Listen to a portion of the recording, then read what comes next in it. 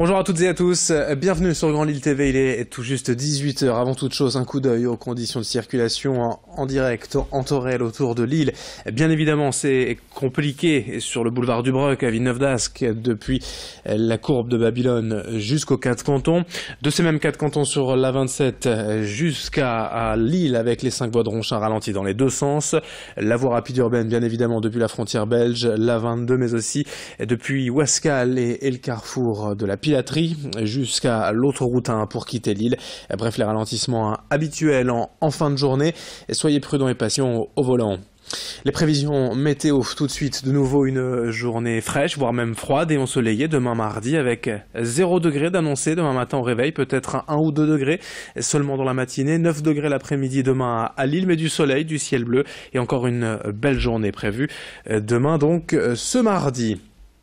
À la une, tout d'abord, ces images. Je ne porte pas encore la moustache, certes, mais d'aucuns dans la métropole lilloise, peut-être, vous l'avez vu, s'y sont mis à l'occasion du mois de novembre, après Octobre Rose contre le cancer du sein et pour la sensibilisation à la maladie. Eh bien, voici novembre et la moustache contre les cancers plutôt masculins, forcément, des testicules et de la prostate. Plusieurs opérations de sensibilisation ont eu lieu ce lundi, notamment à l'hôpital privé La Louvière à Lille. Il y en aura d'autres tout au long du mois de novembre et surtout, ce port de la moustache pour signifier finalement que l'on soutient l'opération et pour rappeler aux hommes bien d'aller se faire dépister régulièrement passé un certain âge, puisque plus l'on va bien déceler tôt la maladie, mieux on a de chances de guérir. Explication au micro d'Edith Gunaï.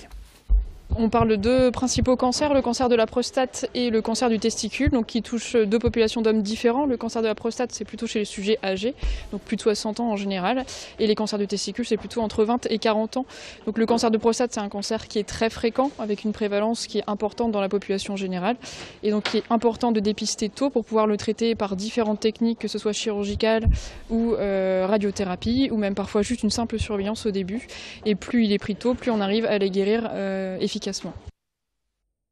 Un match de football atypique ce vendredi, 13 h, là aussi un horaire inhabituel pour bien sûr satisfaire les supporters des deux camps. Japon, Brésil, on ne connaît pas beaucoup bien sûr les joueurs japonais, on connaît mieux les Brésiliens avec notamment le Parisien Neymar et d'autres stars internationales.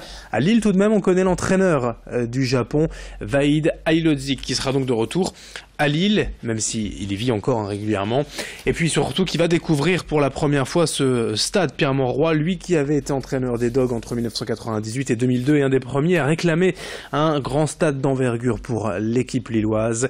Il était en conférence de presse à la métropole européenne de Lille ces derniers jours. Coach Vaid au micro de Céline Nuret.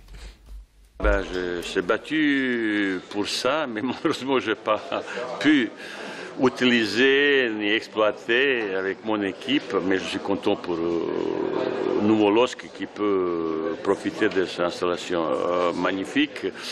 À mon époque, ça a été beaucoup plus compliqué, plus difficile. Même on a gardé beaucoup de sentiments et attachements vis-à-vis de Guillemot-Pré-Joris, mais on ne peut pas comparer avec le nouveau stade, avec Guillemot-Pré.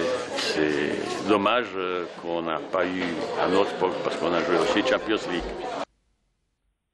Attention au retour du monoxyde de carbone dans la région, comme souvent avec l'arrivée de l'hiver, quelques installations de chauffage mal adaptées, mal entretenues et surtout vieillissantes, et le monoxyde de carbone qui tue chaque année encore en France et dans la région. Pour en parler, un médecin des pompiers est venu sur le plateau de Grand Lille TV. On n'a pas eu un climat favorable au mois d'août et on a déjà eu nos premières intoxications sévères dès la fin août. Alors on a une centaine de foyers concernés dans le département du Nord par an, mais ces centaines de cas de foyers concernés sur peu de temps, sur les premiers temps d'hiver généralement. On est extrêmement concerné de par le climat, mais aussi de par les gens qui se chauffent des fois avec des moyens extrêmement précaires, notamment des barbecues ou des appareils qui ne sont vraiment pas destinés à faire du chauffage, mais plutôt de la cuisson. Une belle histoire aussi dans ce journal, le portrait d'un jeune Soudanais de 22 ans passé en quelques mois seulement des camps de bouffe de réfugiés de la jungle de Calais aux cuisines de l'hôpital d'Arras. Nassir travaille désormais en France, il a trouvé un contrat. Son portrait est signé Valérie Grognou. Nazir est un réfugié soudanais de 22 ans. Il y a un an, il dormait dans la jungle de Calais. Jamais il n'aurait pensé alors trouver quelques mois plus tard un emploi salarié en France. Il a obtenu un titre de séjour et il embauche tous les matins à 6 h à la cuisine de l'hôpital d'Arras dans le nord de la France. Tout le monde ils aiment bien, tout le monde ils aiment bien, tout le monde ils sont gentils, le chef il est gentil. Parce que moi je ne parle pas très bien le français aussi, ils ont parlé doucement, voilà faire ça. Comme ça moi j'ai appris le travail et maintenant j'ai fait tout seul. Voilà, c'est super bien. Nazir a fui le Darfour en 2015. Il est passé par la Libye, a traversé la Méditerranée en bateau et a débarqué en Italie avant d'arriver en France. Marseille, Paris, puis Calais. Quand la jungle est démantelée, fin octobre 2016, il est emmené en autobus au centre d'accueil et d'orientation de Croisilles, près d'Arras, avec 36 autres migrants. Le directeur se souvient d'un jeune homme à la détermination exceptionnelle. Il passait son temps, ses soirées, parfois des débuts de nuit, à faire du français. Il profitait de tous les bénévoles qui pouvaient venir ici pour apprendre.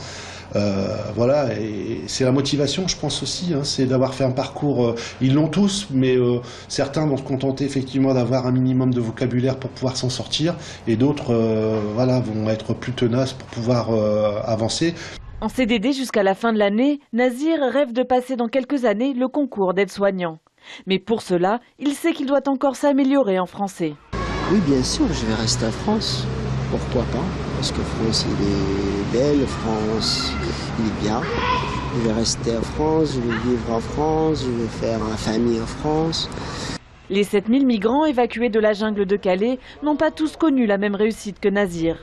Parmi les 37 pensionnaires de Croisilles, par exemple, tous ont obtenu le statut de réfugié et une forme d'hébergement, mais la majorité cherche encore un emploi.